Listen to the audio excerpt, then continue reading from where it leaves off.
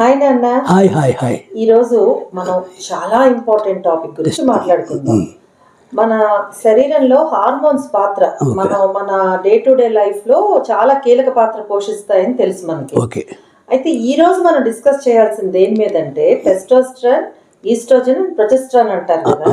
So ఇవి మనకి మన శరీరం మీద వీటి ప్రభావం ఎంతవరకు ఉంటుంది, మనల్ని ఎలా ముందుకు తీసుకెళ్తుంది, దీని పాత్ర ఏంటనేది తెలుసుకోవాలి. Okay okay. Oestrogen and progesterone ఈ రెండు మాత్రము ఓవరీ ద్వారా ఉత్పత్తి అవుతాయి. ఓవరీ అంటే ఎంత ఇంపార్టెంటో మనకు తెలుసు. స్త్రీకి అండోత్పత్తి దగ్గర నుంచి నెక్స్ట్ స్టేజ్కి వెళ్తే యూటరస్ అంటే గర్భసంచి.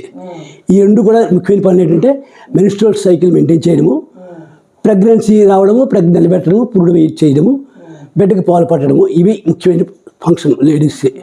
ఇవి కాకుండా ఈస్ట్రోజన్ ప్రొజెస్ట్రాన్ రెండు కూడా బాడీ మొత్తం తలనొప్పి తల నుంచి హార్ట్ మీద పనిచేస్తుంది, హార్ట్ వైస్ డైలిటేషన్, బ్రెయిన్ మీద పనిచేస్తుంది, సిరోటిన్ ఉత్పత్తి చేసి మూడ్ ఎలివేట్ చేస్తుంది, స్కిన్ ప్రోడక్ట్ యాక్ట్ చేసి స్కిన్ అందానికి డిహైడ్రేషన్ లేకుండా హైడ్రేషన్ చేసి కొలాజన్ టిష్యూ డెవలప్ చేసి అందానికి కూడా కారణమవుతుంది, చల్లదనానికి. ఇది స్కిన్ మీద పనిచేస్తుంది. ఇలా ప్రతి అంగం మీద కూడా హార్ట్ మీద, లంగ్ మీద, బోన్స్ మీద, ముఖ్యంగా బోన్స్ అయితే ఆస్టియోపోరోసిస్ రాకుండా కాపాడి అమ్మాయిలకి అబ్బాయిలకి కూడా. అలాగే ఈస్ట్రోజన్ ఎంత ఇంపార్టెంట్. ఇది కాకుండా స్త్రీకి అయితే ప్యూబర్టీ రావడానికి కూడా అదే కారణం అవుతుంది. అంటే పెద్ద పిల్ల అవ్వడము, ఆ బాడీ నిర్మాణంలో కానీ, ఓవరీ నిర్మాణంలో కానీ, యూటరస్ నిర్మాణంలో కానీ దాని పాత్ర ఎక్కువ ఉంటుంది. మొత్తం అయిపోతే మెనోపాస్ అంటారు. అక్కడికి వస్తాను, అడిగా కాబట్టి అప్పటి చెప్తాను. ఈస్ట్రోజన్ 3 రకాలు ఉంది. 1 ఈస్ట్రోజన్ 1, 2 ఈస్ట్రోజన్ 2, 3 ఈస్ట్రోజన్ 3. ఈస్ట్రోజన్ 1 అంటే బాడీ అందరి మీద పనిచేస్తుంది, అన్ని రంగాల మీద, యూటరస్ కాకుండా. యూటరస్ 3 అంటే ఒక మెనోపాస్ తర్వాత ఒక ఈస్ట్రోజన్ ఒకటే వస్తుంది, అక్కడ ఒకటే పనిచేస్తుంది ఒక లేడీస్ ఆఫ్టర్ 50 yearsకి. అది ఇది కాకుండా ఇంకో ఈస్ట్రోజన్ ఉంది, అది ప్రెగ్నెన్సీ టైంలో మాత్రమే పనిచేస్తుంది. అది ఇంపార్టెంట్. 3 సెపరేట్ చేసుకుంటే ఈ 3 ఫంక్షన్స్ కూడా ఈస్ట్రోజన్ 3 పార్ట్గా చేసుకోవచ్చు. ముఖ్యంగా ప్రెగ్నెన్సీ వచ్చిన తర్వాత మెన్స్ట్రువల్ చెప్పాం కదా, అందులో కూడా సర్విక్స్ మూసుకోవడము, తెరుచుకోవడము, ఎప్పుడు హీట్ ప్రొడ్యూస్ చేస్తుందో, ఎప్పుడు ఎలా ప్రెగ్నెన్సీ వస్తుందో తెలుసుకోవడానికి కూడా సిమ్టమ్స్ ఇస్తుంది. ఉదాహరణకి ఈ మెన్స్ట్రువల్ సైకిల్ నుంచి స్పెర్మ్ సర్విక్స్ స్మూత్ అవ్వాలి.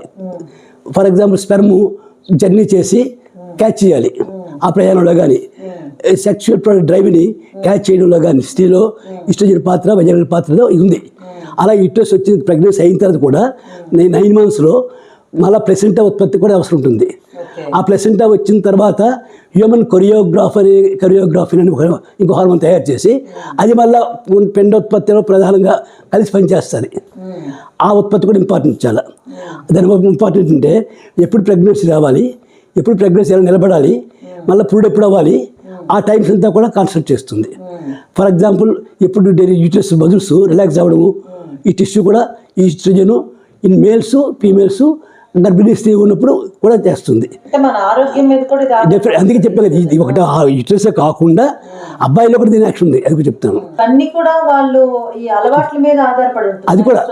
అది కూడా ఉంది. ఎలా ప్రొడక్షన్ ఎక్కువ తక్కువ అనేది తర్వాత ఆలోచిద్దాం. ముందు హార్మోన్స్, దేవుడు ఇచ్చిన హార్మోన్. ఇది కాకుండా ప్రొజెస్ట్రాన్ ఉంది, ఇది కూడా కలిసే పనిచేస్తుంది. ప్రొజెస్ట్రాన్, ఈస్ట్రోజన్ కలిపే మెన్స్ట్రువల్ సైకిల్ మెయింటైన్ చేయడం కానీ, ప్రెగ్నెన్సీ రావడంలో కానీ, ప్రెగ్నెన్సీ నిర్మాణంలో కానీ ఏది కానీ ఒకటి చేస్తే ఒకటి బ్యాలెన్స్ చేస్తుంటుంది. ఒకటి ఎక్కువైనప్పుడు, ప్రెగ్నెన్సీ ఎక్కువైనప్పుడు ఒకటి ఆపడానికి ట్రై చేస్తుంది. అందుకనే కాంట్రాసెప్టివ్ పిల్స్లో వాడాలనే ఇదే, ప్రెగ్నెన్సీ రాకన్నా ఆపడాలని ఇదే, ప్రెగ్నెన్సీ రావాలన్నా ఇదే, ప్రెగ్నెన్సీ ఆపాలని ఇదే.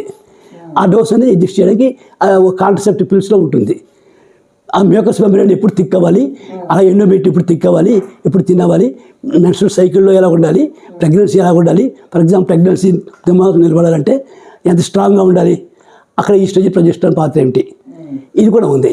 అదేవిధంగా ప్రొజెస్ట్రాన్ వచ్చేసరికి మగవాళ్ళలో కూడా ఈ పాలు ఉత్పత్తిలో కానీ వాటిలో కూడా పనిచేస్తుంది. మగవారికి ఈ హార్మోన్ మగవాళ్ళలో కూడా ఉంటుంది. మగవాళ్ళు, ఆడవాళ్ళు కూడా ఈ టెస్ట్ ఉంటుంది. ప్రొడక్షన్ హార్మోన్ డోస్ ఎక్కువ తక్కువలో ఉంటుంది, అంతే తేడా.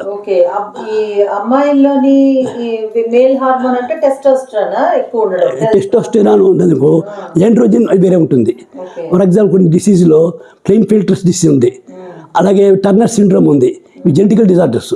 వాటిలో కూడా ఎండ్రోజన్స్ కానీ దాన్ని ఎండ్రోజన్ అంటే మగ హార్మోన్స్, అందులో టెస్టోస్టెరాన్ ఎక్కువ పాత్ర.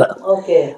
వాటిలో ఇది ఇస్తారు ఈ థెరపీగా. సో అది మేల్ హార్మోన్, అమ్మాయిల్లో కానీ ఎక్కువ లక్షణాలు కొంచెం అది జబ్బులు జెనెటిక్గా వచ్చే జబ్బులు పేర్లు చెప్పారు. ఎగ్జాంపుల్ క్లిన్ఫెల్టర్ సిండ్రోమ్ అంటే మేల్ అండ్ ఫీమేల్ కలిసే ఉంటాయి.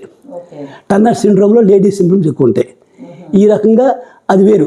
ఎండ్రోజెన్ టెస్టోస్టెరాన్ తీసిస్తే ప్రొజెస్టెరాను ఈస్ట్రోజెను ఈ రెండు స్త్రీకి మెన్సెస్ సైకిల్లో కానీ ప్రెగ్నెన్సీ రావడంలో కానీ పురుళ్ళు రావడంలో కానీ పిల్లలకు పాలు ఉత్పత్తిలో కానీ రెండు పాత్ర ఉంది స్త్రీకి ముఖ్యంగా.